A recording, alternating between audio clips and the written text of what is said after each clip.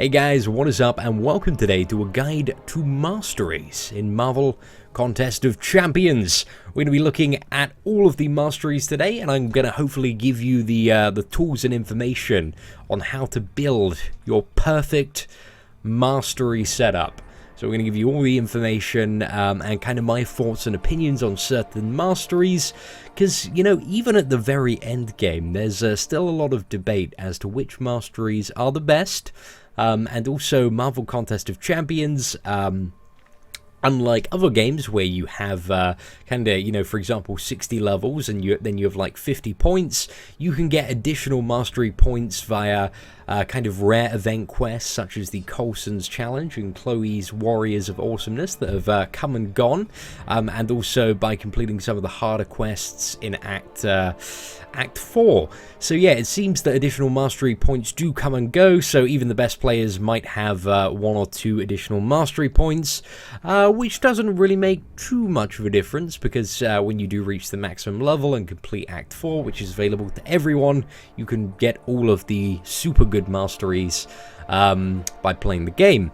So one thing, if you are a newer player and are looking at masteries, and you'll need to know, is that masteries are expensive. This is why in a lot of the newer player guides, people do recommend that you save all of your units for masteries, and this is something that I'm going to agree with, as some of the stuff you can get from masteries is insanely overpowered.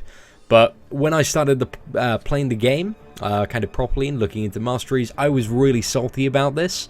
Coming from somebody that's played a lot of World of Warcraft and Rift and had these amazing talent trees where I don't have to use a lot of units and save up currency for to actually, you know, unlock and use these amazing talents, I was a bit salty, but eventually I built a bridge and I got over that bridge. And here we are with a pretty imber skill set of masteries. So let's go through. You have three types of mastery: the offensive, the defensive, and utility. So this is my setup at the moment. Let's look at, so most of the kind of nodes that have 1 point in, it's very worth noting as well that a lot of nodes, the first point that you get, these are mainly to do with the weaker nodes, to be honest, gives you a lot more than the following nodes. So for example, if I put 1 point in strength, it gives me 6 attack. Every point after that will be 3 attack. Again, very weak node there. Let's go to the masteries that I've got 5 out of 5. These are ones that you actually unlock. So there's precision, which increases the critical rate of all champions by 10%. Awesome. Pretty absolutely fantastic, that one. Definitely it's a bit expensive. I believe this one is what is it, it's 5 of the cores, which cost 135 units each, so pretty pricey to unlock, but again can be achieved, you know, within a week or 2 of grinding Arena. And then you've got this one, which increases the critical damage of all champions by 50%. Cruelty. You want to get this 5 out of 5. Definitely a strongly recommended choice for pretty much all the players. And then we move over to the right-hand side. Again, I'm going to leave the 1 out of 3 and 1 out of 5 nodes because there's nothing really interesting. They're just kind of very small bonuses and stepping stones to actually getting there. And in most cases, they are heavily inferior. The only one that I would probably suggest that's kind of to the left of what we've already covered is maybe the Pierce, because armor in this game works in a very odd way. I haven't fully understood that, but for example, Thor's duped ability stacks an armor break of 140%, and that stacks many times, so there is not just a solid 100% armor on champions. I am of the belief that armor is basically just a damage multiplier, so if that's true, then this is 10% more damage and could be awesome. However, it's something that I will try and test when I have a few more mastery points. So to the right hand side, you kind of have a lot of the very expensive ones. Now, the first one is Glass Cannon, and this kind of like pool in the top right hand corner are known really as the suicide masteries. So I'll talk you through exactly what that means at the moment. So you can see this trend kind of starts with Glass Cannon. So this increases the attack of all your champions by 7.2%, but it reduces their maximum health also by 7.2%. This, for the most part, is an absolutely fantastic trade. because especially at endgame, you are, once you've got very savvy with the combat, you're not really getting hit a lot, so it's just finishing the fight as fast as possible while being able to survive. Now we move a bit deeper into the Suicide Masteries and have stuff like Recoil. So this increases the special attack damage for all champions, but whenever you use a special attack, it's going to sacrifice 5% of your health. I don't think anybody ever takes this higher than rank 1, and basically this one is only used as a stepping stone to the other two. Which are basically the other two. One of them is a permanent poison that you basically suffer 1% of your health every second. Pretty much the same with the bleed as well, which is the other node. So this is, what is it, Liquid Courage and Double Edge. Now, if you have a mastery in defense known as Willpower, that actually completely negates this damage, and with Willpower it actually heals a little bit more, but because you're also taking additional damage from Recoil, you're going to end up pretty much the same. However, one thing to bear in mind with the Suicide Masteries is this absolutely screws you over if you are ever fighting a champion that manages to get a heal block on you, or manages to somehow reverse your healing, or in any instance, where basically your healing is turned against you, or you can't heal, you will be taking so much damage, and that champion will die very, very quickly. Personally, I am not a fan of the Suicide Masteries. However, they do give you insane damage and are strongly suggested for people who kind of really want to speed up the grind. However, I'm pretty happy with the pace of my combats. Like, most arena fights for me last like 15 to 20 hits. It's all pretty easy. But for example, we recently had the X-Men event where the top 100 people to finish the quest were rewarded with the Legend title, and pretty much if you wanted to be competitive, then you were almost required to have these masteries, as they give you such a huge damage boost. It's basically like 60% increased attack. That's not a straight 60% damage multiplier, but it does help your damage out a lot, as you can imagine. Now let's move on to the defensive stuff. Let's have a bit of a look here. So a couple of ones that are debated is Salve is a bit debated amongst the community. So if you have Salve, it basically means that your champions recover 4 health twice per second for 60 seconds. So this is at the start of every match.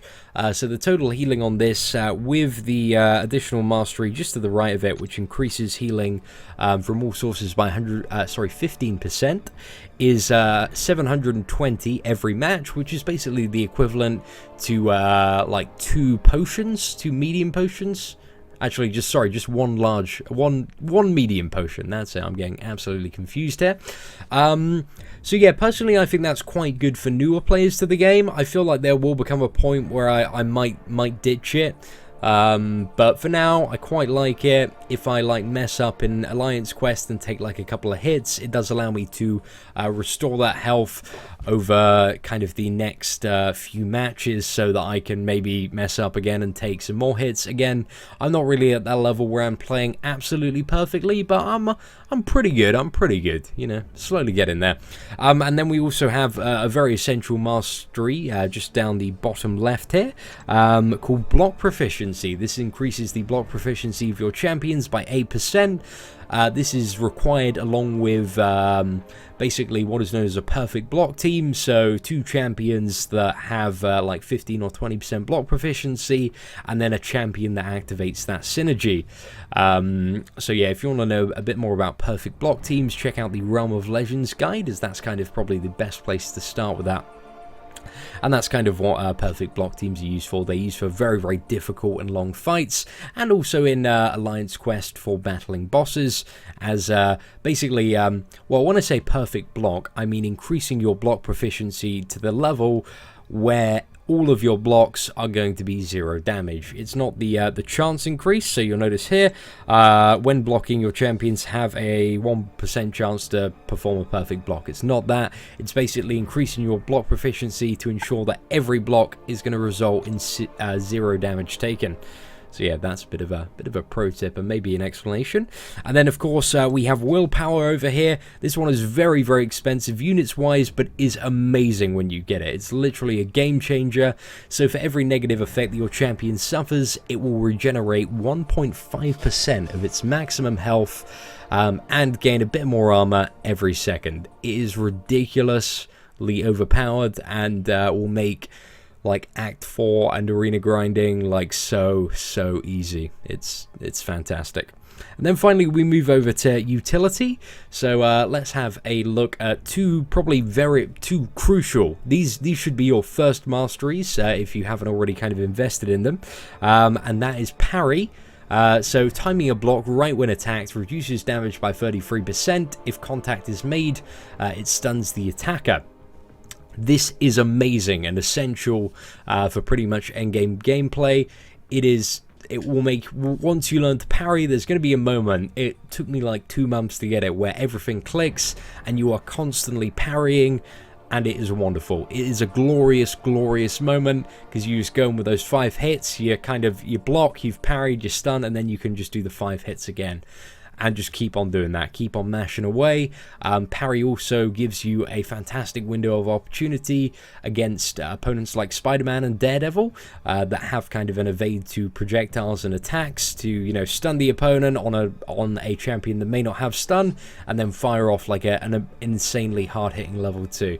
So yeah, parry is very useful. And then we have evade, dexterity, which is basically evade anyway.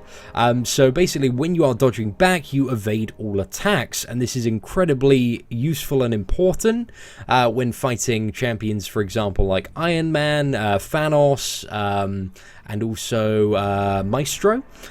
Just to name a few champions. You can basically, as they're firing their beam, you just swipe back and you have evaded that beam. It is absolutely fantastic. It's a little bit more tricky on Maestro, but also this is just amazing as well. Can really help you get out of melee combat without taking any hits, especially when you're fighting something like Juggernaut and you might need to evade. So yeah, basically when you're dodging back, you can't get hit, and it is awesome. Then we also have Stupefy, which is when your champions inflict stun, it lasts for an additional 0.5 seconds. Again, this is pretty awesome. It kind of works with parry. It doesn't give like the exact promised duration, but I think it goes for like 2 and a bit seconds, something like that. Somebody did the math on it. But still, this is pretty good when it comes to your champions that can stun as well.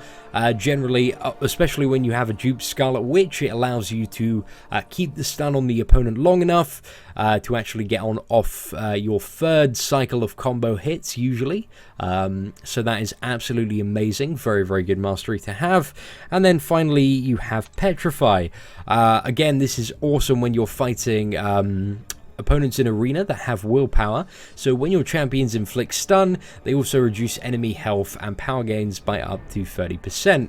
So this is going to reduce the amount a champion is regenerating from willpower. Again, in arena, you're going to be fighting a lot of opponents with willpower.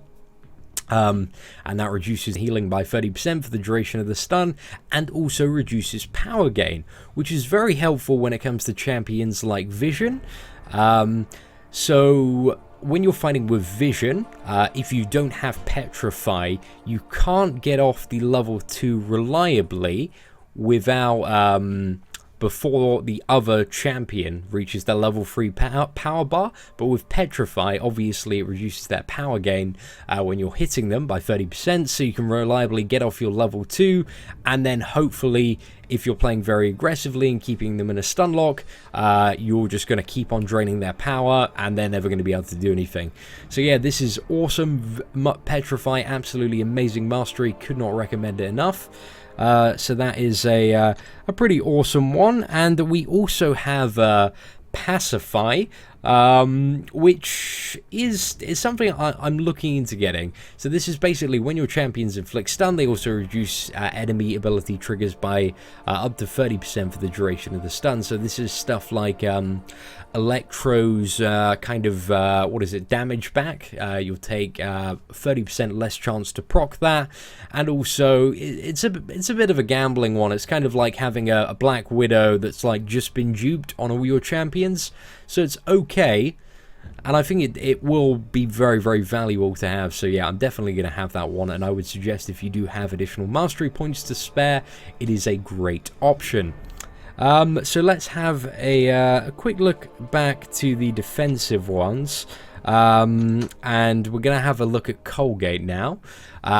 So this decreases the effectiveness of enemy bleed effects, reducing their damage by 10%. Again, this is actually quite a popular one amongst the people that have so much money to splash on the game. I don't think I'm ever going to go for this, but basically this allows you, if you're fighting champions with bleed, to have an additional advantage, as if you already have willpower, then you're going to heal even more from the bleeds. So yeah, that makes kind of getting hit by bleeds not so much of a bad option. And let's also have a look at this. So what is it? Yeah, this one isn't great. You don't need to worry about that if you've got Colgate. Absolutely useless. Inequity, so this reduces incoming attack damage by 2% for each detrimental effect on the target. Yeah, I don't think that's not too useful either. Kind of just going through these. Yeah, these are absolutely rubbish.